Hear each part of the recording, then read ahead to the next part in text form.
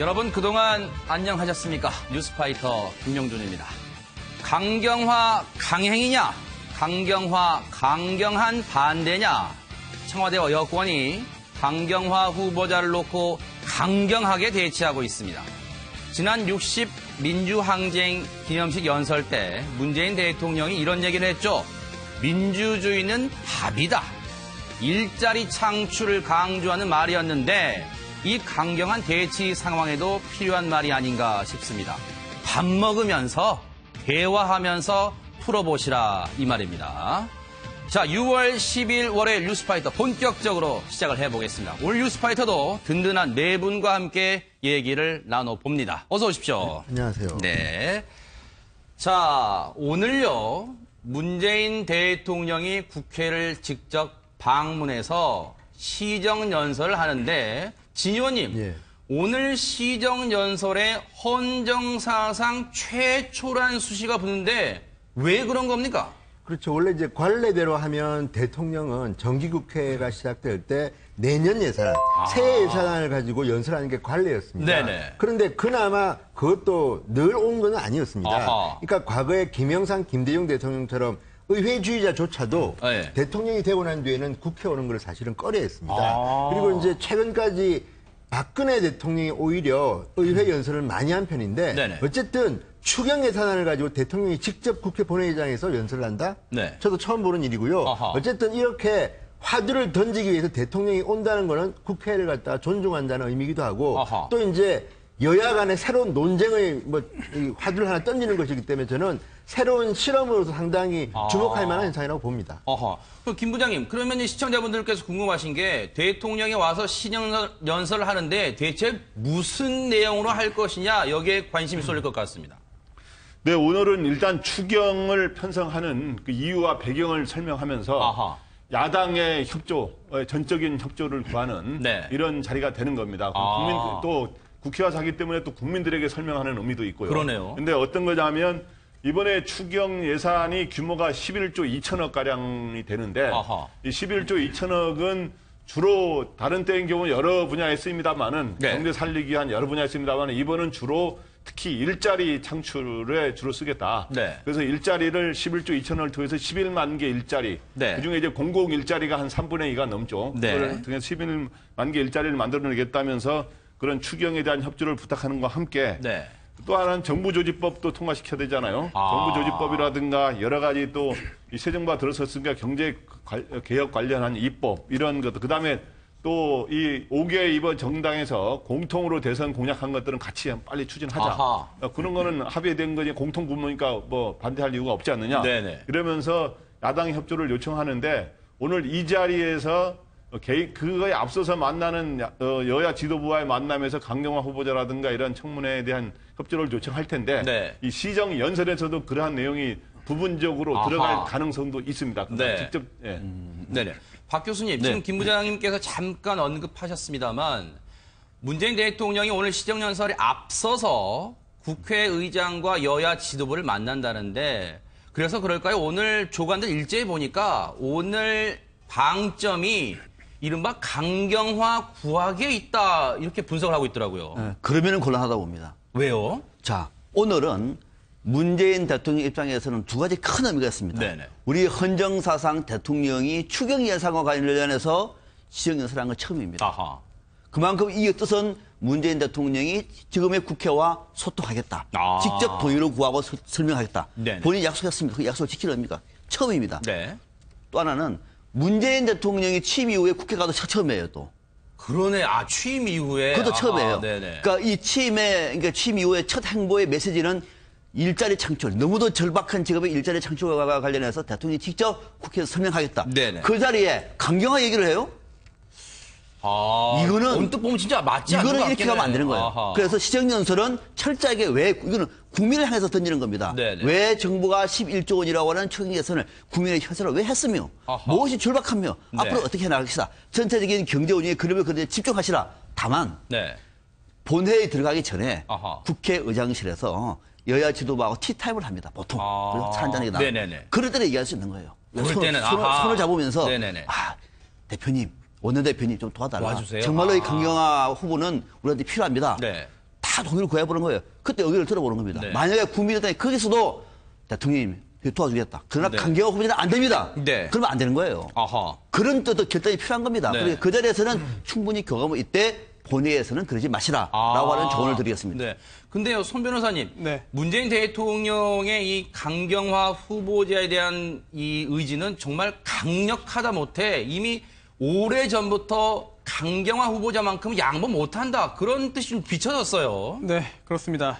강경화 후보에 대해서 문재인 대통령이 여러 가지 확신을 가지고 있는 것 같습니다. 이런 증거들이 있는데요. 지난주 금요일입니다. 지난주 네. 금요일에 박수현 청와대 대변인이 기자회견을 했는데요. 아하. 그때 했던 이야기가 국회는 강경화 후보자 인사청문 보고서를 채택해달라라는 직접적인 요청과 부탁을 했고요. 네네. 또 그뿐만이 아니었습니다. 그 후에 또 여당 지도부와 또 문재인 대통령이 만났는데요. 네네. 그 자리에서도 100% 흠결이 없는 사람은 없다라고 네. 하면서 이제 강경화 후보도 이제 흠이 없진 않다라는 네. 전제를 했습니다. 네. 하지만 그럼에도 최선을 다해서 국회를 설득할 테니 여당도 도와달라, 힘을 합쳐달라라는 아하. 취지의 이야기를 여당 지도부와의 만찬에서 했습니다. 네. 그게 끝이 아니죠. 그 다음에 지난 주말입니다. 토요일과 일요일에도 전병헌 정무수석 등 비롯해서 청와대 정무라인이 전부 다 이제 야당 지도부를 1대1로 만나고 아주 전방위적으로 연락을 하면서 설득하기 위해서 최선을 지금 다했거든요. 그 후에 그렇게 주말을 보내고 오늘 문재인 대통령이 직접 이제 시정연설을 할 뿐만 아니라 그 전에 여야 지도부를 이제 만나는 자리가 있습니다. 네. 과연 어느 정도로 설득을 할지 또한 과연 설득이 효과가 있을지 오늘 굉장히 중요한 날입니다. 그러네요. 말씀 듣고 보니까. 그런데 진 의원님, 예. 앞서 이제 손 변호사님 설명 중에 여당 지도부와의 만찬 때 대통령이 그랬대요. 100% 흠결이 없는 사람이 없지만 이 말은 그럴싸해 보이긴 하는데요. 민주당이 제1야당인 시절과 비교해보면 입장이 아전인수격으로 해석하는 거 아니냐. 그런 비판도 나올 만합니다. 그러니까 제가 보면 지금 자유한국당이나 국민의당이나 일부 의원들의 말씀을 들어보면 과거에 대한 감정도 좀 있는 것 같습니다. 과거에 민주당이 야당 때는 우리보다 훨씬 더 했다. 제가 봐도 지금 자유한국당은 야당으로서 전투력이나 화력이 많이 떨어집니다. 아하. 그런데도 불구하고 이렇게 말하는 이유는 자, 100% 흠결이 없는 사람이 있을 수 없겠지만 그 정도 문제입니다. 지금 강경화 후보자는 그러니까 자유한국당의 최경환 의원의 표현대로 하면 네. 자, 1급 공무원 자격 심사할 때도 이 정도 흠결이면 넘어설 수 없다. 그런데 일부의 그래요? 장관을 이렇게 하느냐. 그리고 또 하나는 문재인 대통령이 직접 언급한 5가지 고위공직자가 되면 안 되는 원칙이 있지 않습니까? 네네. 거기에 병력 문제 빼고는 거의 다 의혹 내지는 한 달에 다 걸쳐 있다는 겁니다. 아하. 그렇다면 아니 훌륭한 분이 많은데 굳이 강경화 후보자를 고집해야 되느냐는 게 야당의 의견이고요. 네. 특히 이제 캐스팅 보트를 진 것으로 알려져 있는 국민의당 김동철 원내대표 같은 경우도 네. 아니 강경화 후보자만 만약에 낙마시키면 후임 후보자는 우리가 바로 해주겠다.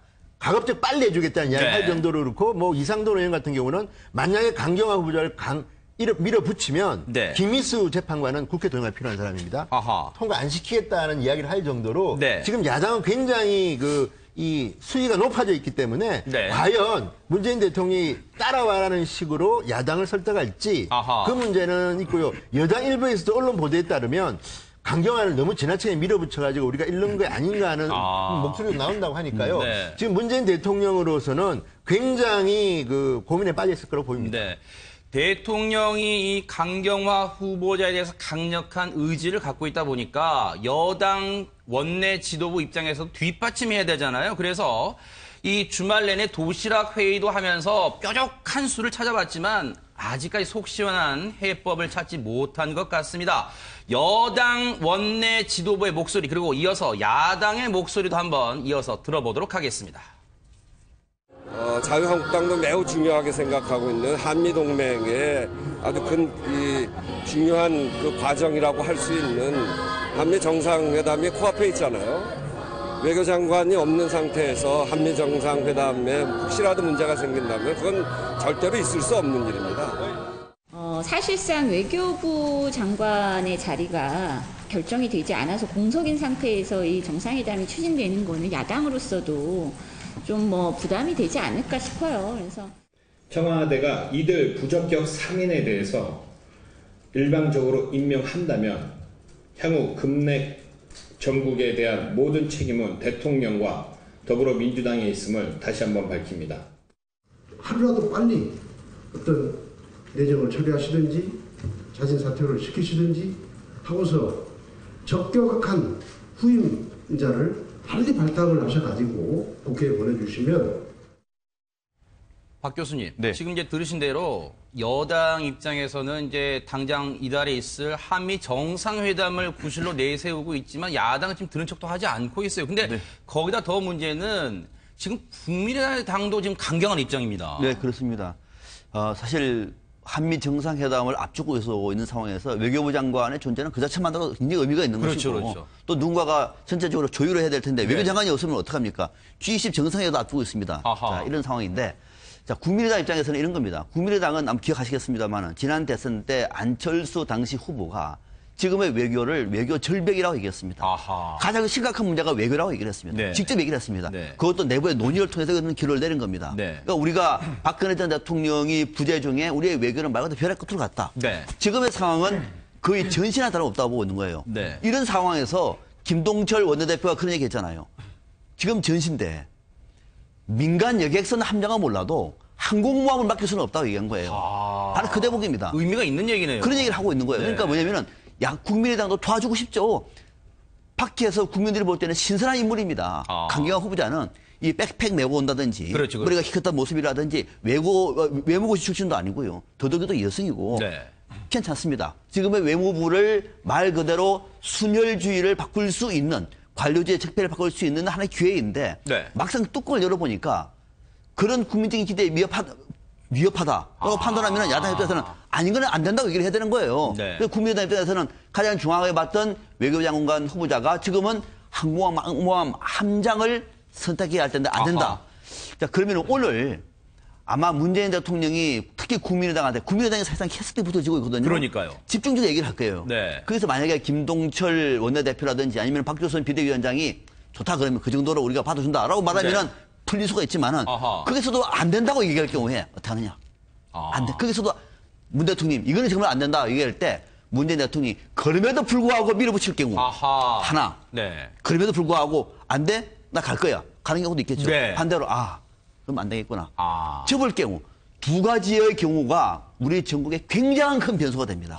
그래요? 굉장한 변수예요. 아하. 만약에 국민의당에서 그렇게 말했음에도 불구하고 밀어붙일 경우에는 국민의당은 완전히 돌아설 수 있어요. 여론까지도. 여론까지도. 그렇게 협치를 얘기하고 네네. 그렇게 여야의 협력 관계를 얘기했던 대통령께서 다른 정당은 몰라도 국민의당에서 딱 한 명 안 된다고 얘기한 것까지 밀어붙이는구나. 그러면은 네. 앞으로 인사청문회라든지 국정 운영이 얼마나 어렵겠느냐. 네. 그런 걸 감안해 볼 때 아하. 아마 문재인 대통령 입장에서는 오늘 설득해보고 안 될 경우에는 저는 다른 결단 아하. 아마 지명을 철회할 가능성도 배제할 수 없는데 네. 오늘 국민의당에서 다시 한번 설득할 때 어떤 반응이 나올지가 관건이다. 네. 뭐 오늘 또 의원총회 있다고 그렇습니다. 하니까요. 네. 그런데 김 부장이 이러다 보니까 강경화 후보자로 촉발된 이 논란이 불똥이 지금 김희수 헌법재판소장 후보자에까지 튀는 것 같아요, 지금. 네, 그렇죠. 그러니까 지금 현재 캐스팅 보트를 쥐고 있는 당이 이제 국민의당인데. 그러네요. 국민의당뿐만 아니라 이제 3개 야당, 자유한국당과 바른정당이 전부 강경화 후보자 카드에서는 전부 강경하게 반대하고 있지 않습니까? 그러니까요.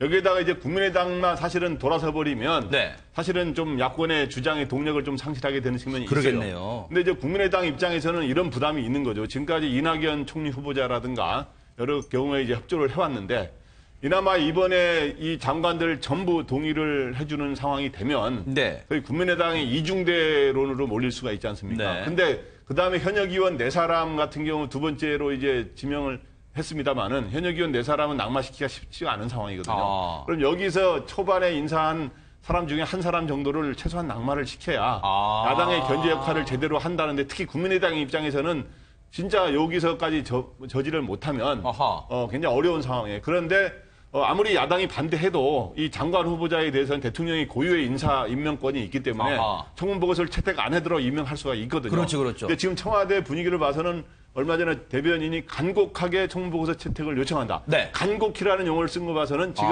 우리는 강하게 임명하겠다는 뜻을 가리키고 있는 거예요. 그렇기 때문에 여기서 저지할 수 있는 수단은 딱 한 방법밖에 없거든요. 뭘까요? 김희수 후보자는 투표를 해야 되거든요. 헌법재판소장 후보자이기 때문에 국회에서 재적의원 과반수 출석과 출석의원 과반수의 찬성이 필요합니다. 그런가요? 그렇기 때문에 지금까지 이 투표를 할 경우에는 네. 자유한국당과 바른정당을 합치고 하더라도 그다음에 이제 여당은 더불어민주당과 정의당을 합치면 126석이거든요. 네네. 플러스 24석 정도가 찬성을 해줘야 됩니다. 아. 그러니까 국민의당의 40명 의원 중에 24명가량이 찬성을 해줘야 통과가 되거든요. 네. 그러면은 결국엔 야당이 쓸 수 있는 무기는 투표를 가는 건 대통령의 그 의지와 관계없이 네. 할 수 있는 거기 때문에 결국엔 김현수 후보자의 논란도 있었습니다만은 아하. 그거를 지금 고리로 걸고 네. 강경화 후보자는 절대 안 된다. 아하. 예, 강경화 후보자가 만약에 낙마되는 분위기가 된다면 네. 저는 김현수 후보자에 대해서는 또 되는 쪽으로 네. 협조를 해주지 않을까 이렇게 예상하고 있습니다. 그런데요, 손 변호사님, 오늘 네. 뭐 조간에도 상당수 이제 그런 해설 기사도 나왔습니다만은 국민의당 입장에서는 지금 지도부가 고민이 큰 것 같더라고요. 왜냐하면 호남 민심을 고려하지 않을 수가 없는 것 같더라고요, 지금. 네, 그렇습니다. 호남에서 특히나 이제 문재인 대통령에 대한 지지율이 훨씬 더 전국적인 그런 기준보다 훨씬 높고요. 그러니까요. 게다가 강경화 후보자의 임명에 대해서도 찬성하는 의견이 굉장히 높습니다. 아, 그래요? 네. 특히나 호남뿐 아니라 전국적인 그런 그 여론조사를 봐도 그런데요. 네네. 오늘 뭐 조금 전에 발표된 여론조사를 보더라도 강경화 후보자 임명 강행에 동의한다는 의견이 62%가 넘고요. 다시 한번 말씀해 주세요. 강경화 임명 강행에 동의한다? 강행에 동의한다가 어허. 62.1%고요. 네. 그리고 반대한다가 30.4%입니다. 허허. 지금 이제 여러 그 훌륭하신 전문가님들 의견과 그리고 또 야당의 그런 의견은 네. 강경화 후보자는 절대 안 된다. 흠결이 너무 많다라는 그런 그 입장입니다만 네. 저도 굉장히 궁금합니다. 아하. 왜 일반적인 국민들의 여론조사상 강경화 후보자 임명을 강행한다더라도 그러네요, 진짜. 찬성하는 의견이 왜 이렇게 2배나 높느냐. 네네. 그 여론조사뿐만 아니라 지난 주말에 나왔던 적합도를 묻는 여론조사에서도 강경화 후보자가 적합하다는 입장이 훨씬 더 높았거든요. 아, 네. 굉장히 좀 의아한 그런 상황입니다. 네네. 정치권의 반응과 국민의 반응이 좀 다른 것 같고요. 네. 그리고 또 하나 지금 중요한 것 중에 하나가 새로 누가 장관으로 임명되든 중요한 과제 중에 하나가 일본과의 위안부 협상에 대한 해결입니다. 아하. 근데 여기에 대해서도 위안부 피해자 할머님들이 강경화 후보자 임명에 동의한다. 임명해달라라고 하는 성명을 발표했고요. 네. 그리고 또 정권을 막론하고 직전에 10명의 전직 외교부 장관도 강경화 후보자가 능력이 있다, 적합하다라고 하는 굉장히 강력한 그런 지지 성명을 발표한 바가 마치 있습니다. 약속이 난 듯이요, 지금. 네. 과연 야당의 시각과 이게 야당도 당연히 국민 전체의 그 여론을 분석을 하고 야당의 입장을 정해서 강경하게 하는 걸 텐데 네. 그게 약간 국민 전체의 입장과 다르다고 한다면 네. 글쎄요. 야당도 고민이 없진 않을 것 같습니다. 네. 근데요, 그건 또 하나 좀 그 여론조사 기관을 좀 말씀하셔야 될 것 같은 게 주말이라고 하셨는데 한국일보가 최근 발표했던 거 보면 네. 다른 뭐 김상조, 김인수 후보자는 안 그런데 유독 강경화 후보자만 반대 의견이 훨씬 높았습니다. 아하. 그렇다면 물론 조사기관마다 다를 수는 있으나 네. 지금 62%는 저도 뭐 방금 깜짝 놀랐는데 이거는 이제 방송이기 때문에 네. 그 조사기관이 어딘지 신뢰도가 어떤 건지는 한번 이야기해야 될 것 같고요. 중요하죠, 중요합니다. 예, 그리고 네. 또 하나 저는 개인적으로는 강경화 후보자 참신한 건 틀림없고요. 네. 감동 인사는 맞는데 이런 점은 있는 것 같습니다. 김상조 후보자와 좀 비교하자면 김상조 후보자도 저도 뭐 동기급이기 때문에 한 달에 걸쳐서 아는 사이인데도 아하. 도덕적 혐결이 나온 걸 보고 좀 놀랐습니다. 아. 아니 저 친구가 저런 사람이 아닌데 그러니까 왜냐하면 일반적으로 일반 국민이 그 관료 출신이 아니라면 네. 되게 뭔가 나옵니다. 그런데도 불구하고 김상조 후보자에 대해서 호의적인 것은 네. 청문회 과정에서 보여준 내공입니다. 네. 그러니까 야당 청문위원이 공정거래위원장이라는 자리에 대해서 질문할 때 네. 제가 볼 때는 그렇습니다. 논리로서 제압할 수 있는 지식과 전문성과 나름대로의 그 소신이 있었습니다. 네. 반면에 강경화 후보자는 네. 그거는 뭐 언론 보도에 따른 거로 하겠습니다.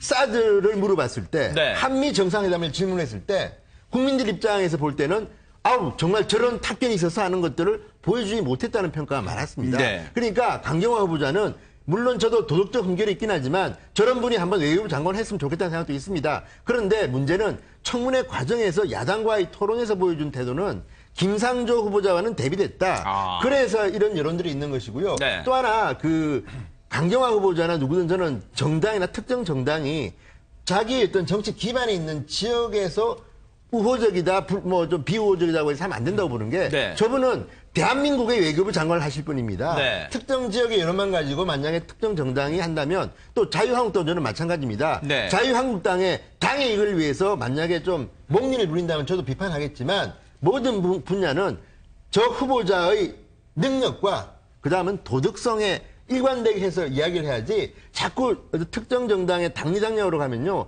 저는 결국 문재인 대통령 인사가 성공하기 힘들 거라고 봅니다. 지금 자막도 나옵니다만 김 부장님, 국민의당에서는 문재인 대통령에게 이런 말을 하고 있어요. 강경화 후보자 청문회를 한 번이라도 보고 얘기를 하라, 그런 얘기를 하고 있는데, 앞서 이제 손 변호사님 말씀 있었듯이 전직 외교부 장관 10명 정도가 이른바 강경화 구학에 나섰는데, 그 말이 뭐냐면 강 후보자가 이미 국제사회에서 검증된 인사로서 외교장관 적임자래요. 근데 일각에서는 그래요.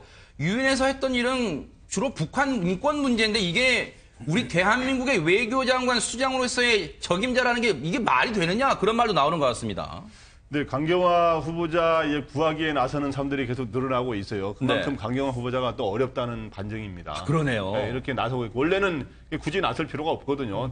청문회하고 대통령이 알아서 판단해서 임명하면 되는 건데, 전직 외교부 장관 10명인데 김영삼 정부 때부터 시작해서 김대중 정부, 노무현 정부, 이명박 정부 때 외교장관을 지낸 인사 대다수가 10명, 한승주 장관 등, 또 최근에 그 송민순 전 장관, 문재인 대통령의 그 각을 세웠었잖아요. 각을 세웠던 그 삶까지 이제 지지 선언을 했는데, 여러 가지 한 사람이 좀 누가 주도를 했겠죠. 이런 것 좀 한번 해보자. 선언을 하는 게 돼서 그래서 적극적으로 한 사람들도 있을 거고, 그 다음에 그냥 소극적으로 또 이렇게 선언에 참여한 사람도 있을 수 있는데, 이런 거는 뭐냐 하면, 또 위안부 할머니들도 지지하고 있어요. 이제 이렇게 해서, 이거는 뭐냐 하면, 지금 강경화 후보자의 지금 임명이, 지금 현재 야당이 유일하게 지금 강경화 후보자만은 안 된다라고 주장하고 있지 않습니까? 그런데 이제 강경화 후보자를 임명을 강행할 경우에는, 진짜 아까 말했지만 여야의 협치가 깨지게 되고, 지금 현재는 대통령의 높은 지지율에 좀 기대 가지고, 아까도 말한 부정 여론조사가 여러 갈래가 있습니다. 아까도 여론조사 방금 우리 손 변호사님 소개한 것처럼 지난주에 조사해가지고 임명 강행해도 좋다는 게 높게 나오는 것도 있고, 조금 높게 나오는 것도 있고, 또 오히려 아까 진 의원님 소개한 것처럼 좀 부정적 여론이 많은 경우도 여러 가지가 있는데, 분명한 거는 다른 후보자에 대해서는 부정적 여론이 상대적으로 많은 건 사실인 것 같아요. 강 후보자가? 네, 강 후보자가 다른 김희수 후보자라든가, 그다음에 김상조 후보자라든가 이런 다른 후보자에 비해서는 상대적으로 조금 부정적인 여론이 더 높은 건 사실이고, 그래서 야당도 결국엔 강경화 후보자가 또 의혹이 제일 많이 거론된 것도 강경화 후보자였고. 그러니까요. 또 이제 그런데 아까 외교장관들이 지지선언을 하면 이제 외교적 능력을 검증받았다는 뜻이 되는데.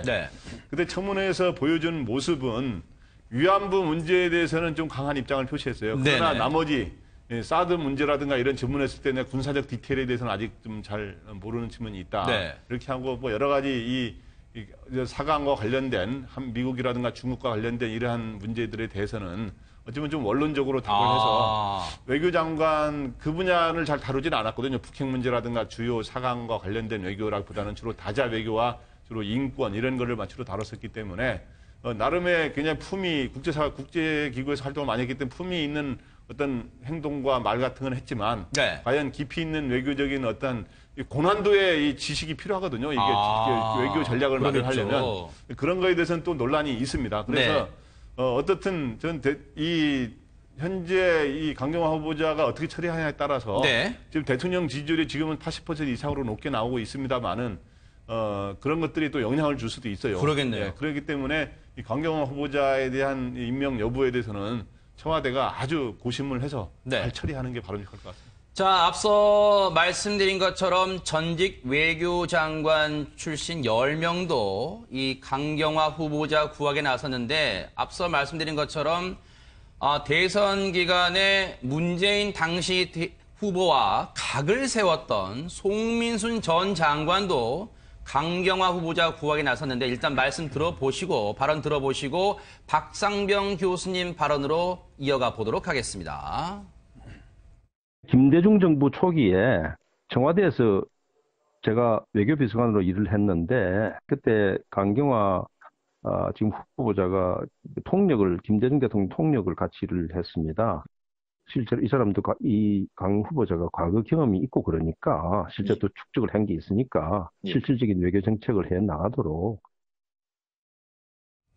근데 박 교수님, 이렇게 지지 발언을 합니다만 지금 얘기를 들어보면 이 외교적 능력이 있다고는 하지만 되게 추상적인 지금 발언만 하고 있어요. 저도 그 지금 전직 외교부 장관들이 10여 명이 뭐 의견을 제시할 수가 있습니다만은 그만큼 무게가 있기 때문에 의견 제시도 신중해야 되거든요. 자, 오히려 반문하고 보시고 있는 얘기는 네. 북한이 핵무기 등으로 우리나라를 그렇게 위협할 때 전직 외교부 장관들은 모여서 한 얘기 뭐가 나왔습니까? 박근혜 정부가 일본군 위안부 합의를 해가지고 국민들을 굴욕이라 얘기할 때 전직 외교부 장관들은 무슨 말씀하셨습니까 그때? 하하. 네. 왜 이제 와가지고 이런 말씀을 하시는 거죠? 그러니까 네. 저도 맨 처음에 강경화 후보자가 참신한 모습에 백팩을 메고 저 희끗희끗한 머리를 가지고 밖에 나와서 아주 소탈한 모습을 행보할 때는 굉장히 참신하게 봤습니다. 네. 조국 민정수석만큼 신선하게 봤어요. 그리고 업무 역량도 굉장히 높을 거로 봤습니다. 더더욱 여성이기 때문에 이제는 한번 필요하다. 또 외무고시 출신도 아니에요. 네. 자, 그러면 우리가 그동안에 외교하면 답이 나와 있지 않습니까? 이 외교관계의 새로운 패러다임을 만들 수 있는 후보자라고 봤습니다. 네.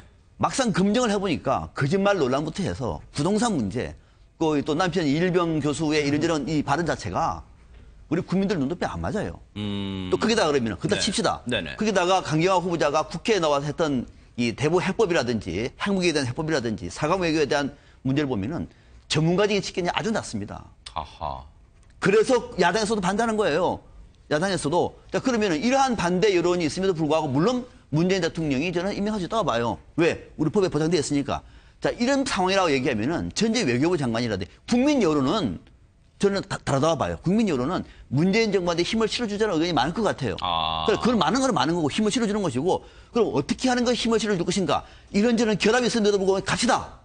그 힘을 실어주면은 아예 그냥 임기 초기에는 인사청문회 제도를 없애버려야 되죠, 그냥. 하하. 그러니까 문재인 정부한테 힘을 실어주되 다른 정부는 청문회를 거치는 것이 힘을 실어주는 거예요. 네. 나는 그래도 인사청문회를 거친 후보자다. 그래서 안 된다고 얘기는 안 되는 것이 대한민국 민주주의 발전에 더 도움이 되는 겁니다. 네. 그리고 여기서 만약에 문재인 대통령이 오늘도 국회 가가지고 설득을 했음에도 불구하고 안 된다고 얘기하면은 과감하게 문재인 대통령이 지명을 철회하는 것이 문재인 대통령이 오히려 국정개혁의 동력을 살리는데 더 힘이 되는 거예요. 자, 네. 저렇게 호소하고 저렇게 읍소를 하고 저렇게 당부했음에도 불구하고 야당에서 다 반대하니까 결국은 문재인 대통령이 딱 던지는구나.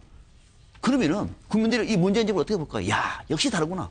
아하. 그러면은 국정개혁의 동력이라고 하는 것이 앞으로 검찰, 국방 할 일이 태산 같습니다. 그러네요. 오히려 더 힘이 역시 다르구나. 네. 이런 모습을 보여주는 것하고 반대로 야당에다 반대했음에도 불구하고 밀어붙이네. 그러면 앞으로 인사청문회 하지 마 그냥 다 하셔. 네. 라고 말할 경우에는 오히려 국정개혁에서 이런저런 문제가 생기면은 일이 더 안 될 수가 있어요. 네네. 이 시점에서 그래서 앞서 제가 말씀드린 것처럼 오늘 아침에 국회에 가서 여야 지도부와 만나서 어떤 얘기를 하고 그렇게 따라서 문재인 대통령이 어떤 결단을 내려는 굉장히 중요한 자체다. 네. 단순히 국민 여론이라든지 무슨 네. 전직 외교부 장관의 이거는 그냥 조언에 불과한 거예요. 네. 손 변호사님. 네.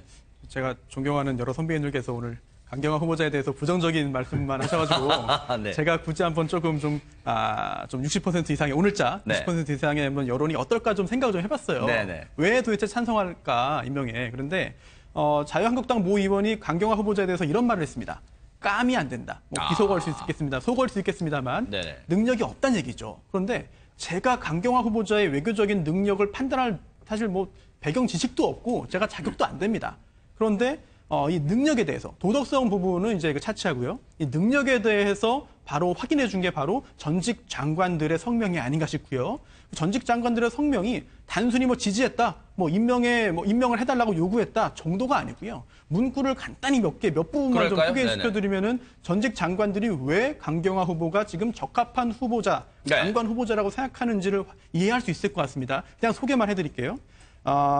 지금 주변 4강 외교뿐 아니라 우리나라가 당면한 제반 외교 사안을 능동적으로 해결할 수 있는 적임자이다. 네. 왜 그러냐면 지금 여러 가지 문제점들이 지금 국제적으로 많은데 북한의 핵미사일 문제를 국제 공조를 통해 효과적으로 대처할 수 있다. 또한 궁극적으로 창의적인 해법을 모색해 나갈 역량과 자질을 충분히 갖췄다고 판단된다라고 네. 하고 있거든요. 저는 이제 그 외교관의 능력을 판단한 능력이 없습니다. 제가. 그런데 가장 전문가인 그리고 실제로 우리나라 외교부 장관으로서 우리나라 외교를 이끌어 나갔던 전직 장관 10명이 이렇게 구체적으로 말하면서 적임자다. 네. 능력을 갖췄다라고 라고 한다면 적어도 능력 부분에 있어서는 인정을 해야 되는 거 아니냐. 네. 그렇다면 능력은 갖췄으되 도덕성에 흠결이 있기 때문에 임명에 반대하는 것인지. 네. 그렇다면 그게 이렇게 긴박한 상황, 급한 상황에서 능력을 갖췄음에도 도덕성 때문에 임명에 반대한다는 것인지. 네. 그 부분이 좀 야당이 어떤 입장인지 좀 제가 조금 궁금합니다. 말씀드릴게요. 그러시죠. 순서대로 네네. 충정은 이해가 됩니다만은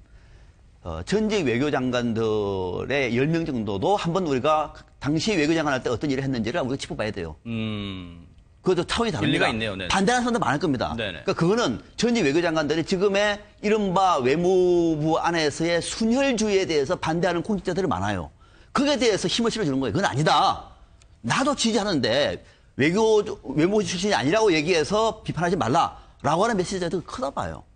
역량의 문제가 아니라. 네네. 그러니까 외무부 안에서의 순혈주의를 고집하는 네. 그러니까 외교 관료들이 강경화 후보에 대해서 이를테면 말을 앞으로 잘 안 들을 것이다. 네. 조직 통제가 안 될 것이다. 조직 통제가 안 될 것이다에 대한 우려를 전직 외교장관 10여 명이 힘을 실어줬다라는 네. 뜻이 되나 이분들이 전문가라서 지금의 직무를 평가를 할 수 있는 건 아니에요. 그러면은 국방장관 인사청문회도 전직 국방부 장관한테 물어보죠 그러면은 그 말하고 국회에서 청문해요. 네.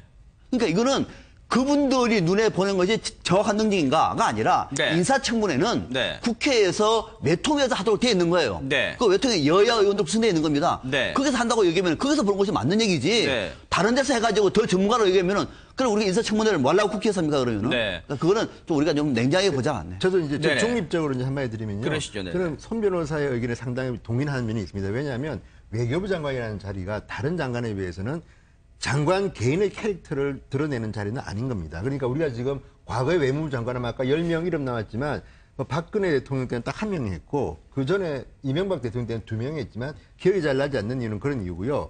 아마 강경화 후보자 잘할 가능성도 저는 있다고 봅니다. 다만 문제는 뭐냐면요. 강경화 후보자가 문제가 되는 거는 자질 능력도 문제지만 도덕성 문제가 상당히 많이 얽혀 있습니다. 그런데 제가 걱정하는 거는 문재인 대통령, 문재인 정부가 앞으로 일하는 데 있어가지고 강경화 후보자의 존재가 상당히 동력을 갖다가 갉아먹을 가능성이 있다는 겁니다. 뭐냐면, 자, 김희수 소장이나 이런 분들은 국회의 동의가 필요하지만 강경화 장관은 그냥 강행하면 끝입니다. 그러면 문재인 정부가 잃는 거는 뭔가 두 가지입니다. 제일 중요한 거는 여론이고, 그러니까 문재인 대통령의 지지율이 조금이라도 떨어질 가능성이 높습니다. 네. 두 번째는 야당과의 대화가 이제는 앞으로 힘들 겁니다. 네. 과거에도 보면 노무현 전 대통령이 고영구 국정원장 임명을 강행하고 난 뒤에 어떻게 됐습니까? 뭐 난리가 난 거 아닙니까? 네. 그때는 정보회사에 부적격 판단을 냈는데도 강행을 했습니다. 네. 법적으로는 가능하지만 정치라는 것은 주고받아야 되고요. 또 하나는 지금 어제 문재인 정부가 정말 야심적으로 문재인 대통령과 생각이 비슷한 5명의 장관을 갖다가 발표했습니다. 저는 나름대로 대통령과 생각이 비슷한 사람이 장관 되는 거 괜찮다고 봅니다. 그런데 문제는 뭐냐면 강경화 후보자 때문에 지금 도덕성 논란이 이미 일었기 때문에 그 다음에 장관들 청문회 때는요. 조금만 뭐가 나와도 굉장히 힘들어집니다. 저는 네. 단언컨대 이 5분은 강경화 장관의 인사청문회 때문에 상당히 힘을 잃을 것이고 또 그렇게 임명이 되더라도 네. 과거에 비해서는 조금 동력을 잃은 채로 갈 확률이 많기 때문에 네. 저는 강경화 후보자의 존재가 문재인 대통령한테는 어떤 식으로든지 현재 이미 마이너스의 영향을 미치고 있다고 보는 게 맞는 것 같습니다. 네. 이거 하나 읽어드리고 김 부장님 말씀을 좀 들어볼게요. 강경화 구학에 나선 사람들은 전직 외교장관뿐만이 아닌 것 같습니다. 여성 정치인들도 이른바 강경화 구학에 나서면서 이런저런 발언들을 내놓고 있는데 강금실 전 법무부 장관이 이런 말을 합니다. 강경화 장관의 외교 시대를 기대한다. 개인적으로는 2006년 여성인권 직명대사를 할 때 외교통상부 국제기구국 국장이셨던 강 후보자를 배웠다. 참 명석하고 온화하며 일솜씨는 군더더기 없이 깔끔한 분이셨다. 전여옥 전 의원도 이런 평가를 합니다. 1980년대 중후반 KBS 기자 시절 강 후보자 옆 부서에서 일했다. 그녀는 맨날 청바지에 티셔츠 차림이었다. 정신없이 돈을 벌기 위해 다른데 외모를 치장할 여유도 여력도 없는 것을 저는 눈치챘다. 참 최선을 다해 고생하며 살아온 여성인데 거짓말쟁이라는 말까지 들으니 가슴이 아프다. 김 부장님, 예. 이런 평가가 외교장관 후보자가 돼야 한다는 주장을 뒷받침할 수 있는 겁니까? 이거 다분히 개인적인 의견 느낌 아니에요? 어떻든 이 여성으로서 굉장히 유명한 네. 전직 장관하고 이제 국회의원으로서 유명한 여성 인사들이 어떻든 뭐 다는 아닙니다만은 이렇게 지지를 사실 표명한 거 아닙니까? 또 위안부 할머니들 찾아가서 위안부 합의에 대해서 아주 굉장히 반대 목소리를 많이 냈기 때문에 또 위안부 할머니들도 이제 지지 선언을 하고 있고요. 네. 이런 상황인데 어떻든 이런 같은 여성으로서 이런 게 있을 겁니다. 소위 여성은 이제 고위직에 많이 오르지 못하는 유리천장 같은 게 있었는데 유리천장을 깰 수 있는 사람인데 그래도 강경화 후보자 같은 경우는 그래도 이 자리에 유엔에서의 이런 자리까지 오고 외교부에서 그 자리까지 외무고시 출신이 아닌 사람으로서 왔으면 네네. 굉장히 능력을 인정받아야 되는 거 아니냐. 네. 저도 국회 출입할 때 옛날에 갔었습니다. 국회의장 국제비서관을 했었거든요. 네네. 네, 그러면서 이제 통역 같은 걸 담당하고 해서 갔었는데 네. 어떤 여성으로서 이 자리에 오기까지는 이 정도 왔으면은 굉장히 능력이 있고 그렇다고 봐야죠. 그러나 과연 외교장관의 이 고난도의 기술을 필요로 하는 이 동북아의 복잡한 정세 속에서의 그 외교장관이 적합하냐 이거에 대해서는 상당히 논란의 소지는 있습니다. 네. 근데 어쨌든 그런 입장인 것이고 그렇지만 뭐 여성 또 현재 문재인 대통령은 여성 인사의 어떤 고위공직 배려를 위해서 장관의 여성을 3분의 1 이상 이번에 최소한 임명하고 앞으로 50%를 향해서 나아가겠다 이런 뭐 그랬죠. 네. 이기 때문에 가급적 어떻든 문 대통령 입장에서는 자기 인사가 완전 무결했다는 걸 보여주고 싶은 마음도 있고 유리천장을 깰 수 있는 이런 걸 보여주고 싶은 것도 있으면서 또 하나는 한번 무너지면 도미노처럼 또 다른 후보들도 무너질 수 있다라고 하는 이런 것들 좀 이렇게 전략적 그런 고려도 있는 것 같아요. 네. 그래서 근데 제가 보기에는 아까 뭐 외교부 장관 능력에 대해서는 뭐 양 두 갈래 견해가 나왔는데 이 검증과 관련해서는 상대적으로 역대 좀 청문회에서 다른 후보자들에 비해서 요번에 다른 후보자뿐만 아니라 네네. 역대 정권의 다른 후보자들에 비해서 저도 취재를 오래 했습니다만은 네. 상대적으로 많다는 건 인정해야 될 것 같습니다. 네, 왜냐하면 그중에 특히 문 대통령이 이한 5대 불가론 중에 5대 불가 사유를 제시하지 않았습니까? 네네. 그중에 이제 위장전입을 미리 밝혔고 네. 그다음에 거기에 또 탈루 또는 탈세라고 증여세 그것도 나오지 않았습니까? 네네. 최소한 2개는 나왔고 그다음에 부동산 투기하고 노문 표절은 의혹이 제기되는데 딱 어느 정도인지는 확인이 되지는 않았습니다. 네. 근데 그중에 해당이 안 되는 게 병역 면탈이에요. 네. 그럼 분명히 5개 중에 2개가 해당이 되고 네. 그다음 또 하나는 여기에 5개 들어가지는 않지만 딸의 미국 국적 문제 이걸 빨리 해결하겠다 그랬습니다만 현재까지는 이제 절차를 밟는 건 해결이 안 됐습니다. 네. 근데 이렇게 된다면 사실은 그런 대통령의 약속도 있고 그러기 때문에 하나가 우연하게 뭐 실수한 것도 아니고 그렇기 때문에 그런 점들을 고려해서 네. 특히 야당과의 협치도 생각해야 되고 그렇기 때문에 이런 점들을 종합적으로 고려해서 판단해야 되는 거 아닌가 이렇게 생각이 됩니다. 진 의원님, 예. 주변에서 그런 말씀하시는 분들이 좀 몇몇 계시더라고요. 아니 대한민국에 외교장관 할 후보자가 그렇게 없냐?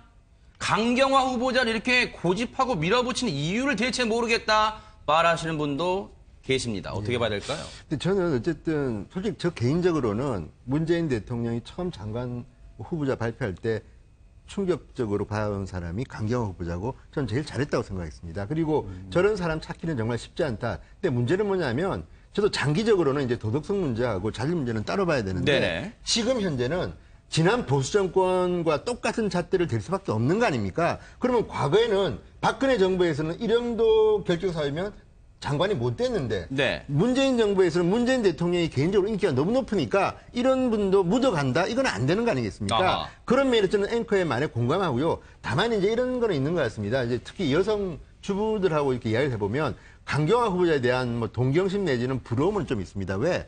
저분은 어쨌든 뭐 전역 원조였지만 청바지 입고 자기 소실껏 일하고 뉴욕에서 일하다 보니까 뭐 시댁하고도 좀 떨어져 사는 것 같고 남편하고도 뭐 지갑 따로 쓰면서 노모를 복량했습니다. 어쨌든 물론 그것 때문에 일은 터졌지만 네.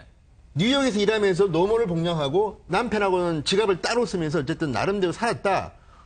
너무 부러운 거 아닙니까? 그러니까 명절 챙기표. 그러니까 이건 뭐 우스갯소리 같지만 아니 저는 네. 어떤 면에서는 그래서 강경화라는 캐릭터가 네. 지금 여대생들이나 이런 분들이 볼 때는 나도 저렇게 한번 살고 싶다는 롤 모델은 됩니다. 그렇지만 모든 걸 가질 수는 없는 거 아니겠습니까? 네. 장관이라는 자리는요 정말 네. 중요한 자리고 공직입니다. 그렇다면 네. 물론 능력이 출중하더라도 물론 이 판단은 대통령과 이제 국민들이 할 일이겠으나 네. 결함이 너무 많다면 아하. 스스로 사퇴하는 것도 네. 하나의 방법이다. 그렇게 함으로써 문재인 정부가 좀 더 편하게 네. 후속 인사라든지 정부의 인기를 높이는 데 도움이 된다면 네. 저는 그런 생각도 해봅니다.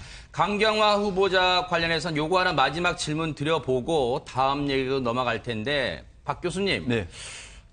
강경화 후보자에 대해서 이 많은 분들이 그러면 오늘 대통령이 국회의장과 여야 지도부를 만나서 앞서 이제 청와대 자막도 나왔습니다만 진정성 있는 설득을 할 예정이라고 하는데 이 말을 뒤집어 보면 이미 문재인 대통령의 입장은 변함이 없다. 이걸 방증하는 거 아닙니까? 변함이 그렇죠. 아마 문재인 대통령은 의지를 갖고 있는 것 같아요. 네네.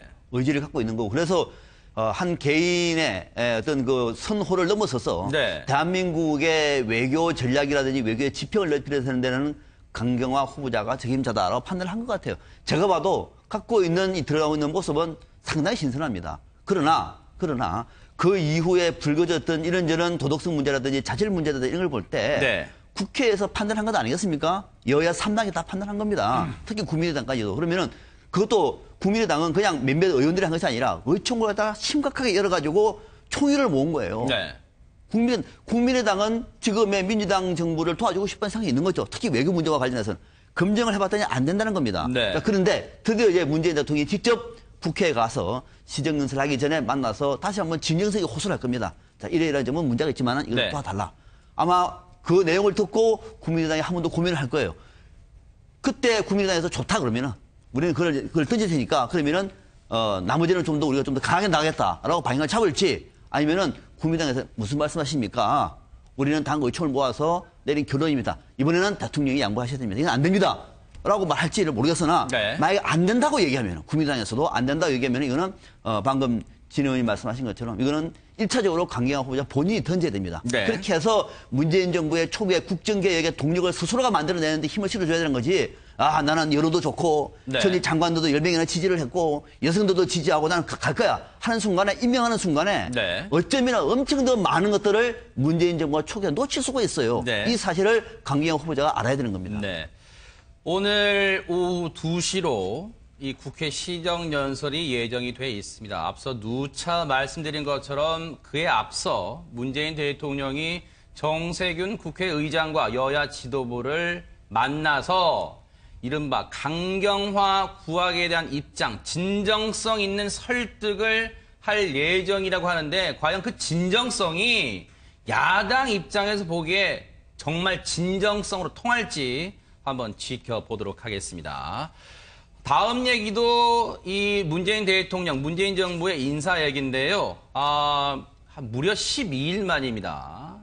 문재인 대통령이 그동안 잠잠하다가 5명의 장관 후보자를 무더기로 지명을 했는데 여기에 대해서도 지금 여러 가지 말들이 나오고 있습니다. 자, 먼저 어제 있었던 5명의 장관 후보자 인선 배경 관련 청와대 설명 좀 들어보고 이어가 보도록 하겠습니다. 김상곤 사회부총리 겸 교육부 장관 후보자는 미래지향적인 공교육체계 마련 등 일련의 교육개혁 과제들을 성공적으로 추진할 것으로 기대합니다. 안경환 법무부 장관 후보자는 검찰개혁을 차질 없이 추진할 적임자이며 문재인 대통령의 법무부 탈검찰화 약속 이행의 의미가 담겨 있습니다. 송영무 국방부 장관 후보자는 북한의 핵과 미사일 위협에 대한 대응력을 강화하고 강한 국방, 육해공 3군 균형 발전, 국민에게 신뢰받는 군 조직 확립 등 중장기 국방 개혁을 추진할 적임자입니다. 김은경 환경부 장관 후보자는 기후변화 대응, 미세먼지 저감 대책 등을 통하여 국민의 생존권을 지키고 물 관리의 일원화, 4대강 재자연화 등 건전한 생태계 복원을 차질 없이 수행할 것으로 기대하고 있습니다. 조대엽 고용노동부 장관 후보자는 국가적 위상에 걸맞는 노동기본권 보장이라는 과제를 차질 없이 추진해 나갈 적임자로 판단하였습니다. 김 부장님, 그 5명 중에요. 언론에 몸담고 있는 저도 몇몇 후보자는 좀 생소하다 이런 느낌이 들었는데 시청자 입장에서는 더더욱 그럴 것 같기도 한데 혹시 5명 중에요. 네. 혹시 어떤 후보자가 그래도 가장 눈에 띄셨어요? 일단 5명의 공통점을 하나 이야기하자면 네네. 이번 5사람은 대선 때 여러 가지 대선 선대위에 참여했다든가 캠프에 참여했다든가 그렇지 않으면 뒤에서 멘토 역할을 하면서 도와줬다든가 하는 일종의 대선의 공신들입니다. 아, 그래요? 네, 5사람의 공통점은 그건데 네. 일단 눈에 띄는 게 이제 김상곤 사회부총리 겸 교육부 장관. 잘 알다시피 김상곤 이 후보자는 경기도 교육감을 지냈죠. 그랬네요. 경기도 맞아요. 교육감을 네. 지내면서 굉장히 진보적인 교육 혁신의 어떤 아이콘처럼 돼 있는데 네. 또 이 보수 쪽에서는 또 포퓰리즘 아니냐라고 하는 비판도 있었죠. 근데 이제 대표적으로 무상급식과 학생 인권 조례, 혁신 학교 이런 기억납니다. 네, 네. 혁신 학교 뭐 이런 것들을 굉장히 이제 이를 강력하게 추진한 이런 게 있고 네. 이제 이런 측면에서 이제 그 관심을 갖는 거고요. 그다음 법무장관 후보자인 안경환 전 국가인권위원장 네. 이분은 이제 소위 법학자로서 네. 근데 이번에 특징이 뭐냐 하면 사법고시를 거치지 않은 역대 법무장관 중에 2번째 법무장관입니다. 사법고시 출신이 아니에요? 네, 저는 네, 왜 뭐 그렇게 알고 있었죠? 대부분은 네. 지금까지 검찰 출신이 하거나 아하. 검찰 출신이 아니면은 그래도 판사 출신이 하는데 판사 네. 출신이 해도 강금실 장관 법무장관 노무현 정부 때 임명해서 굉장히 이색적이다 그러지 않았습니까? 네네. 그래서 한 단계 더 나가서 아예 고시 출신이 아닌 아하. 고시 출신이 아닌 거는 60여 년 만입니다. 세상에. 60여 년 만에 2번째 우리 역사상 2번째로. 그래서 조국 민정수석이 둘 다 비고시 출신인데 네. 이 비고시 출신 투톱이 아하. 검찰 개혁을 비롯한 여러 가지 사법 개혁을 강력히 추진하지 않겠는가 네. 이런 게 있고요. 네. 그다음에 국방장관 후보자들은 대부분 육사 출신이 과거에 많이 하지 않았습니까? 그랬죠. 그래서 이번에도 13년 만에 해군 출신의 전 해군 참모총장이죠. 아, 송영무 후보자는 해군 출신인가요? 예, 예. 아. 보통 이제 육사 출신이 일반적으로 하는데 그런 측면에서 지금 다 이 국방장관 후보자도 그렇고 김상곤 교육부 장관 후보자도 그렇고 네. 그다음에 이 법무장관 후보자가 기존의 인사 관행과는 다른 아하. 어찌 보면 과거로 말하면 좀 비주류라고 할 수도 있는 네. 이런 이 말은 뭐냐면 네. 기존의 이러한 이 관행과 이런 제도들을 소위 적폐라든가 이런 거를 척결하는데 앞장서겠다라고 쓰는 인사다 이렇게 한 것 같고 네. 조대엽 고용노동부 장관 후보자는 알다시피 뭐 노동 분야의 전문가고요. 네. 그 다음에 이제 환경부 장관 후보자 김은경 전 청와대 비서관은 노무현 정부 때 청와대 비서관 아하. 이런 그런 글을 지냈습니다. 네. 네. 이 보면은 발표할 때 이 문재인 정부의 그 모토라 그럴까요? 그 여성 후보자들의 비율을 높이겠다 그 공약을 한 바 있는데 꼭 거의 한두 명씩 꼭 들어가요. 지금 발표할 때마다. 그런데 진 의원님께 한번 여쭤볼까요? 지금 지난달 말쯤인가 그 민주당 현역 의원 출신 4명을 장관 후보자로 발표한 이후에 무려 12일 만에 지금 5명의 장관 후보자를 발표했단 말이에요. 12일이 걸렸다. 거기에는 어떤 뜻이 좀 내포되어 있을까요? 배경에. 그러니까 다시 그래서 강경화 후보자 얘기를 안 할 수가 없는데 네네. 일단 문재인 대통령은 제가 볼 때는 상당히 많은 섀도우 캐비넷을 구성했을 겁니다. 그래서 이제 단계적으로 발표하는데 첫 번째 발표할 때는 아무래도 선거 지금 말씀하신 것처럼 뭐 선거 공신이다 이런 분들은 뒤에 발표하고 네. 처음에는 이제 도와주지 않았던 사람이라든지 다른 캠페인 있었던 분 중에서 참신한 분들 예를 들어서 뭐 장하성, 김상조, 뭐 강경화 전부 다 사실 참신한 분들 아닙니까? 네. 그랬는데 문제는 강경화 후보자로 말미암아서 이제 인사청문회 도덕성 논란이 이를 빚어지니까 네. 그 전에 이제 이미 기사도 지난주에 났습니다. 네. 송영무 국방장관 후보자는 위장전이 문제가 있고 뭐 이런 것들이 조대엽 교수 문제가 있다고 이제 났는데 그럼에도 불구하고 장고를 하다가 오늘이 대통령 시정연설, 오늘 국회 연설입니다. 네. 맞춰서 그냥 발표 어제 해버린 겁니다. 그러니까 저는 대통령께서는 정말 일하고 싶은 욕심 그리고 이제 정말 같이 하고 싶은 사람들이 후보가 있는데 네. 강경화 후보자로 말미암아서 도덕성 논란 때문에 고민을 많이 하셨던 것 같은데 아하. 이 정도면 해도 되지 않겠나 네. 자신감을 가지고 한 건데요. 그러니까 이 5분들은 이미 언론에서 상당히 거론됐던 분들이고 네. 저는 뭐 새로울 게 없고 또 나름대로 제가 생각한 다른 분이 좀 있습니다. 뭐 김상곤 후보자 같은 경우는 교육 분야에 있어 가지고 보수 정치인들하고 생각이 정반대인 분입니다. 네. 그럼에도 불구하고 인정할 거는 뭐냐면 이쪽 전문가인 건 사실이고요. 네. 뭐 조대엽 교수 저는 뭐 상당히 존경할 정도로 전문성이 있는 네. 고대 그 사회학과 교수 아닙니까? 그렇다면 저는 이 자체는 다 훌륭하다고 보는데 다만 오늘 어제 이제 뭐 위장전입 음주운전만 이야기했지만 또 다른 뭔가가 나온다면 네. 이 5분의 인사청문회도 간단치 않을 것 같다는 생각이 좀 듭니다. 저도 그 생각해요. 예, 그 고민 때문에 늦어진 게 아닌가 싶은데요. 아하, 네. 어쨌든 이 분야는 문재인 대통령과 이 각자 후보자들이 인사청문회를 돌파할 이제 그 기회가 왔는데 어떻게 될지는 한번 지켜봐야 될 것 같습니다. 손 변호사님께 한번 여쭤볼게요. 네. 지금 조대엽 고용노동부 장관 후보자는 음주운전 문제가 있었고, 그리고 송영무 국방부 장관 후보자는 위장 전입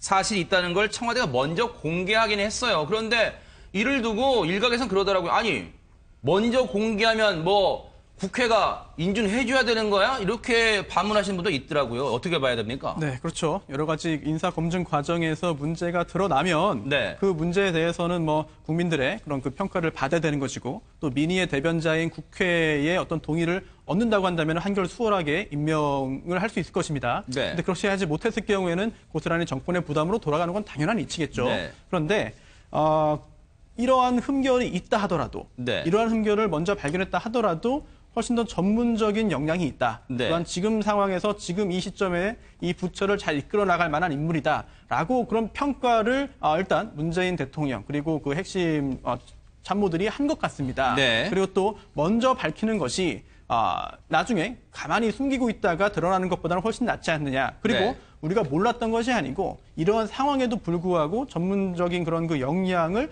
높게 평가하고 있다. 그러니 잘 좀 알아봐 달라, 네. 해달라라고 하는 취지로 이해할 수 있겠고요. 특히나 이제 그 송 후보자 같은 경우에는 이제 그 위장 전입이라는 표현을 굳이 또 쓰지 않았습니다 이번에 네. 청와대 대변인이 발표하면서 주민등록법 위반이다. 같은 말이에요? 법률적으로는 위장 전입이라는 표현은 주민등록법에 등장하지는 않습니다. 없어요? 네, 비법률적인 용어이고요. 네. 다만 대부분의 주민등록법 위반이 바로 위장 전입이라고 표현할 수는 있겠죠. 네. 그래서 주민등록법에 따르면은요, 이제 여러 가지 처벌하는 그런 규정들이 있는데요, 위법 네. 사항들이 있는데 그 중에 이제 주민등록 또는 주민등록증에 관하여 거짓의 사실을 신고 또는 신청한 경우에 처벌하게 됩니다. 네. 대부분의 위장 전입이 여기에 포함이 되겠죠. 네. 그러면서 군인의 특성상 발생한 것으로 판단하고 있다라고 네. 했습니다. 혹시라도 임지를 여러 군데 옮기면서 발생했던 그런 불가피한 것으로 판단한 것인지 네. 아니면 그 기타 다른 사정으로 판단한 것인지는 청문회 과정에서 더 구체적으로 나오겠습니다만 먼저 파악한 사실을 밝히고 국민의 이해를 구하고 야당의 협조와 동의를 구하는 자세이기 때문에 모르고 임명하고 그 후에 수습하는 것보다는 낫지 않겠나. 네. 박 교수님. 언론들이 이제 이 문재인 정부가 이전 정부보다는 여러 가지 행보면에서 다르다 보니까 차별화가 있다 보니까 여러 가지에도 지금 관심을 갖고 있는데 이거 어제 발표에는 이 문제까지 관심을 갖더라고요. 어제 박수현 청와대 대변인이 발표를 할 때 이랬어요. 인사 발표할 때까지만 카메라를 그러니까 불이 들어온 상태로 하고 추가 질의응답은 녹화 없이 진행하겠다. 아니 그전에는 녹화도 허용했잖아요. 근데 왜 이번에는 녹화도 안 한 겁니까? 투명하게 하겠다는 거죠. 투명하게? 네, 정부의 의지가 네. 정부의 의지가 있는 아마 기억나실 겁니다. 문재인 대통령이 앞으로 중요한 일들을 본인이 직접 설명한다 그랬어요. 아하. 그래 본인이 직접 설명한다는 얘기는 뭐냐면 무슨 마사지를 한다든지 네. 또는 말을 바꾼다든지 이전에 정부가 그런 거 봤잖아요. 네. 대통령이 말을 했는데 해석이 다르다 보니까 또 다르게 해석하고 이런 것들을 없애겠다는 뜻으로 보여요. 네. 그런 면에서는 지금 문재인 정부는 상당 부분 언론과 관련해서는 저는 투명하게 일을 처리하고 있다고 봅니다. 네. 그리고 어제 5명 발표도 보면은 저는 한 명 한 명을 상당 부분 아는 사람들이 많습니다만은 정말로 문재인 정부가 사람들을 많이 준비했구나를 저는 실감하는 대목이에요. 계속 저는 인사와 관련해서는 네네. 굉장히 좋은 점수를 주고 싶어요. 5명 어느 누구도 자격이 안 되는 사람이 없어요. 어제 5명은? 예, 도덕성은 빼겠습니다. 모르니까 저는. 네. 도덕성은 아니, 청문회 안 했으니까. 그러니까 도덕성은 네. 몰라요. 저는 조대학 교수도 압니다만 이분이 뭘 했는지 잘 모릅니다. 네. 또 송영무 장군도 잘 몰라요. 그러니까 그걸 빼고 우리가 지금 문재인 정부가 추구하고자 하는 문재인 정부의 국정 아젠다, 문재인 정부가 가야 할 국가적인 비전, 네. 거기다가 또 해야 할 개혁 과제. 네. 얘를 딱 봤을 때 이 5명 전부 다 적절해요. 교육 김상곤 영순이었습니다. 네. 그다음에 법무 안경환 그 1순위입니다. 네. 검찰개혁에. 평생을 시민운동하면서 검찰개혁을 주셨던 분이에요. 네. 조국 교수하고도 또 짝꿍입니다. 네. 잘 된 거죠. 또 송영무 국방부 장관 후보자 국방개혁의 적임자입니다. 네. 해군 출신이에요. 또 김은경 환경부 장관 페놀 사태 때 시민운동을 주도했던 사람입니다. 네. 환경 전문가다 다 하는 사람입니다. 네. 또 조대엽 고대 노동대학 원장이고 평생 사회학 박사로서 노동 문제에 공부했던 당사자입니다. 네. 그리고 문재인 정부의 사회정책을 주도했던 네. 자문 교수단을 이끈 사람이에요. 아하. 자, 이런 사람들로 배치가 됐구나. 저는 이것도 감동입니다. 네. 그래서 이런 분들은 충분하게 검증을 해서 된다고 얘기하면은 저는 문재인 정부가 상당히 성공할 수 있다 본다. 아하, 네. 다만 여기서 또 우리가 몰랐던 도덕성 문제가 또 막 나와서 네. 그거는 그때 가서 판단하겠습니다. 그때 가서. 그건 아직 제가 네. 잘 모릅니다. 그건. 네, 김 부장님께 요거 하나 읽어드리고 한번 말씀드려볼게요. 네. 지금 이제 어제 5명의 장관 후보자, 물론 차관급도 발표가 됐습니다만 장관 후보자 5명에 대해서 야당은 뭐라 그러냐면 즉각 반발하고 있어요. 보훈 인사 코드 인사다. 국회 무시하냐? 지금 그렇게 얘기하고 있습니다. 김성원 자유한국당 대변인 전형적인 캠프 출신 보훈 인사이자 코드 인사다. 오신환 바른정당 대변인 일방적인 후보 내정은 국회를 무시한 처사다. 반면 국민의당 얘기를 들어볼까요? 김유정 국민의당 대변인은 늦게나마 국방부 장관이 지명된 것은 다행한 일. 여기까지 좀 약해요. 그런데 청와대 선제적 고백이 곧바로 면죄부가 되는 것은 아니라는 것을 분명히 해둔다. 앞으로 청문회에서 검증의 칼날을 댈 것임을 예고하고 있을까요? 어떻습니까? 어떻든 야당은 원래 야당의 역할이라는 게 네. 정부는 힘있게 국정 운영을 하고 야당은 견제와 대안 제시를 해야 되는데 네. 그 견제를 제대로 해야 살아남는다라고 생각해서 그런지 네. 비판적으로 다 나오네요 보니까. 아하. 근데 이제 이거에 대해서는 이렇게 볼 수 있습니다. 어저께 5사람은 대선 때 대부분 캠프의 직간접적인 공신들이다. 네네. 그건 사실이고요. 그다음에 바로 그 직전에 임명한 4사람은 더불어민주당 현역 의원이지 그렇죠, 않습니까? 그렇죠. 그럼 그 사람들도 대선 공신이니까. 그러네요. 아. 현재까지 11명의 17개 부처 중에 17명의 장관 중에 11명을 지금 내정 또는 지명을 했는데 지금 2사람만 처음에 발표한 김동연 경제부총리하고 강경화 이 외교장관 후보자만 빼고 나머지 이제 9명은 대선 캠프 출신이거나 공신. 민주당 사람이 아니냐. 그게 대선 그래서 네. 보훈 인사라고 주장을 하는데 네. 제가 보기에는 원래 그 정권을 잡으면 자기들 사람으로 원래 운영을 하는 것 자체를 문제 삼을 수는 없어요.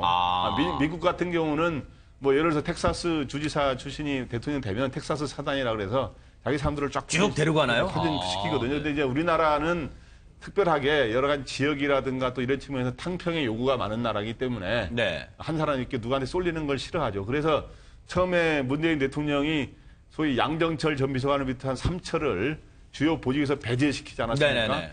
그 점은 굉장히 높이 평가받는 것 같아요. 평가가 좋았죠, 그때는. 네, 그런데 어떻든 그 후에 인사를 폭넓게 탕평 인사를 하겠다고 했는데 네. 현재까지 진행되는 모습은 그런 게 아니고 이제 앞으로 6명이 남아 있으니까 네. 6명에서는 그러한 폭넓은 탕평 인사가 오히려 이루어지는 게 바람직하지 않은가 하고 네. 어쨌든 이게 인수위 없이 출범하다 보니까 검증 기관도 제대로 없고 그래서 원래 인수위를 거쳐가지고 일반적으로 취임하는 대통령인 경우는 네. 조각 명단을 한꺼번에 발표하거든요. 네. 근데 지금은 완전히 뭐냐면 쪼개기식으로 네. 계단식 단계적으로 이렇게 발표를 하고 있어요. 네. 그래서 이제 한 번에 성격을 규정하기가 굉장히 어려운 네. 이런 측면인데 어떻든 이러한 요번에 이런 보훈 인사 이런 말이 뭐 지적할 수는 있는데 네.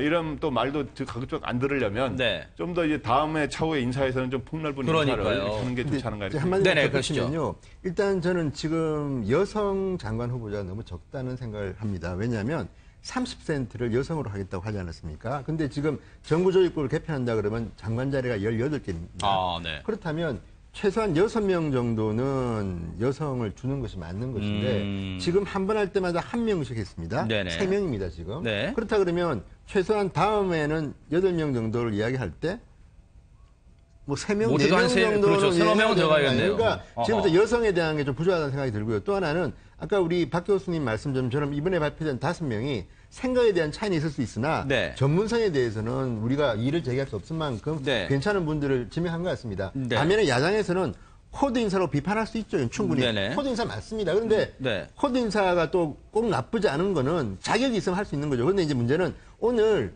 청와대에서 발표할 때 지금 앵커가 이야기했듯이 카메라를 on 했냐 off 했냐는 중요한 문제입니다. 지난번에 조현옥 인사수석이 on 된 상태에서 친척 집에 위장 전입했다는 이야기를 했다가 거짓말 논란이 있었지 그렇죠, 않습니까? 네. 그러다 보니까 오늘 어제 박수현 대변인은 이유에 대해서는 구체적으로 이야기를 하지 않았습니다. 그냥 한 분은 음주운전, 한 분은 주민등록법 위반이라고 했는데 네네. 그 뒤에 기자들이 취재한 기사를 읽어보면요. 조금 이게 논란이 될 수는 있겠다 보이는 게 자, 송영무 이제 장관 후보자에 대해서 말이죠. 네. 자, 이분은 군인들이 옮겨다닌다고는 하지만 죄송합니다. 예, 예. 지금 검찰이 정유라 씨를 재소환하는 모습인데 지금 서울중앙지검에 막 도착했습니다. 지금 모자를 눌러쓰고 지금 기자들이 지금 출입구를 막아서고 지금 질문을 하고 있습니다만 현장 연결합니다. 잠시만요. 아니 한마디만 아니 잠시만요. 저기 한마디 하면 저희가 보내드릴게요. 네네네. 오늘 어떤 혐의 때문에 불렀다고 말씀하셨어요? 제가 그런 얘기 못 들었고요. 저 그냥 조사받으러 왔습니다. 죄송합니다. 그러니까 어머니 면회 또 하실 계획 있으세요? 네, 허락 지나면 죄송합니다.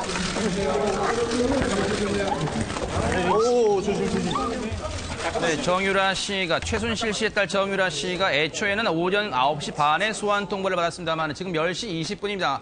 예정된 시간보다 상당히 늦게 서울중앙지검 청사에 도착했는데 도착하자마자 아마 기자들이 미처 이렇게 이 포토라인에 세울 겨를도 없이 후다닥 들어가려다가 지금 기자들이 이 출입구 문을 앞에 막고 취재기자들이 질문을 했습니다만 앞서 뭐 들으신 대로 자신도 검찰로부터 자세한 얘기 못 들었다. 들어가서 성실하게 조사받겠다 정도만 답변을 하고 불이 나게 들어가는 모습을 보였습니다. 검찰이 이번 주 다시 재소환하겠다고 한 약속을 오늘 지켰고 어떤 부분에 대해서 집중 조사 이루어질지는 오후 뉴스 시간에 더 자세히 전해드리도록 하겠습니다. 자, 앞서 진 의원님 하시던 말씀 좀 마무리하시죠. 네네. 예, 그런데 이제 문제는 해군입니다. 해군은 진해에서 근무합니다. 그러네요. 그러니까 다른 직종에 비해서 해군에 있는 분들은 군인이라고 하더라도 이사를 이렇게 자주 가는 편이 아닙니다. 그리고 네. 또 하나는 이분이 대전고등학교를 왔는데 대전에 있는 아파트를 분양받기 위해서 위장전입을 했다고 본인이 기자들한테 이야기했습니다. 이게 사실이라면 물론 좋게 이야기하면 뭐 병드신 뭐 아버님 뭐 또 병든 딸 때문에 했다고는 하지만 완전히 엄격하게 이야기하면 이것도 부동산 투기 의혹입니다. 제가 볼 때는. 그러니까 이게 논란이 될 소지가 있다. 그러니까 이거는 이제 인사청문회를 한번 두고 봐야 될 것 같습니다. 네. 자, 지금 앞서 이제 5명의 어제 발표된 장관 후보자 중 요거 하나만 딱 짚고 다음 얘기로 넘어갈게요.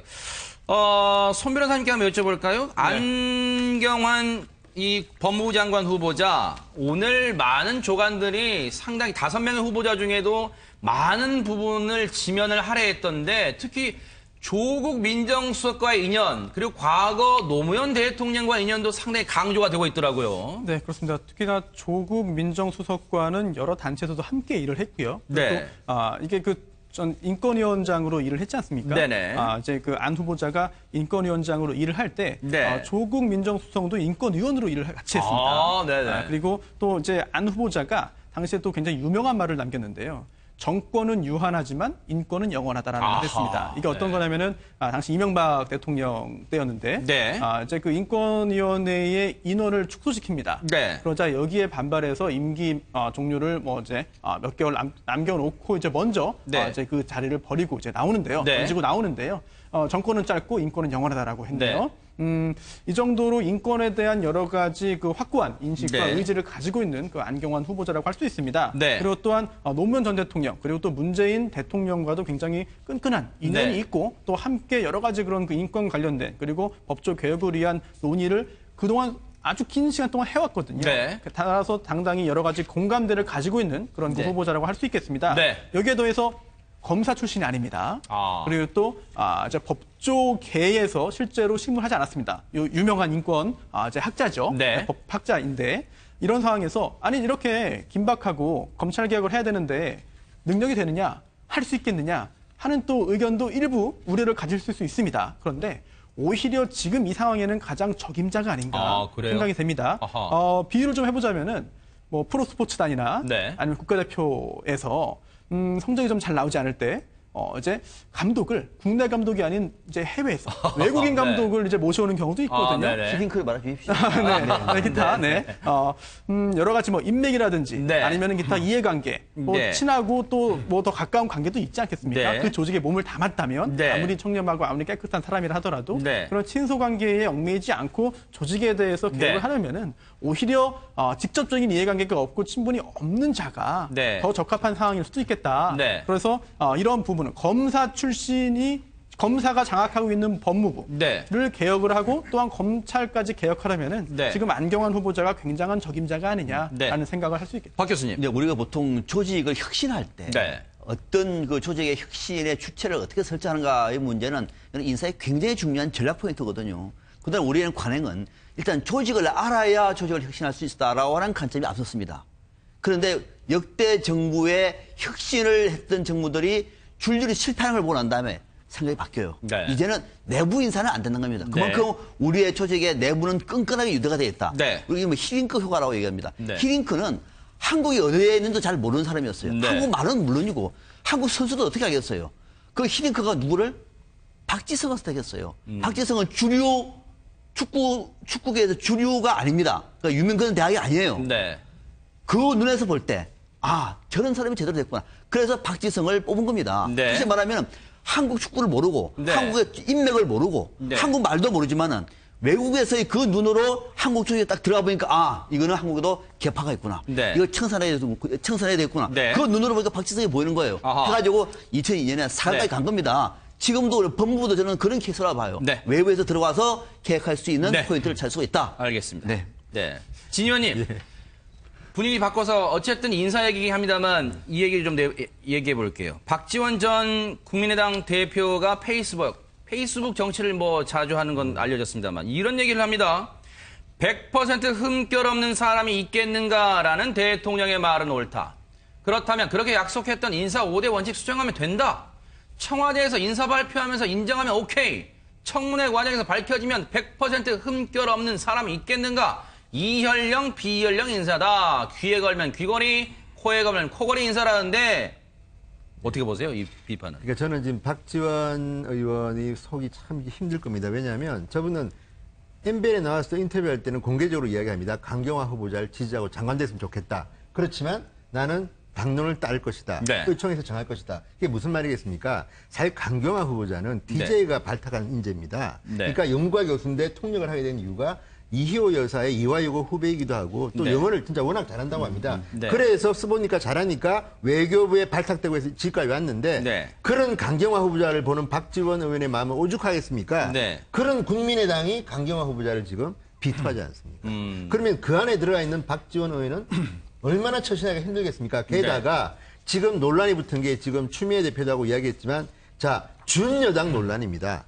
국민의당이 그러면 준여당이 되는 게 옳은가 아니면 네. 선명야당 되는 게 옳은가 내년이 지방선거입니다. 네. 지금 국민의당 내부는 지금 의총을 보면 굉장히 격돌하고 있습니다. 네. 생각이 다른 분들끼리. 아하. 그렇다면 저는 장기적으로는 분단 가능성도 있다고 봅니다. 일부는 다시 민주당 들어갈 가능성도 있다고 보는데 지금 단계는 그 단계까지는 아니고 네네. 그렇다 그러면 박지원 의원은 제가 볼 때는 합칠 수 있다는 쪽에 서 있는 것 같은데 네. 지금 그 국민의당의 어떤 선명야당을 요구하는 분들하고는 네. 갈등 관계일 수밖에 없고 네. 지금 이 페이스북의 글을 보면 힘든 그 속내가 네. 절절히 제 눈에는 보입니다. 아하.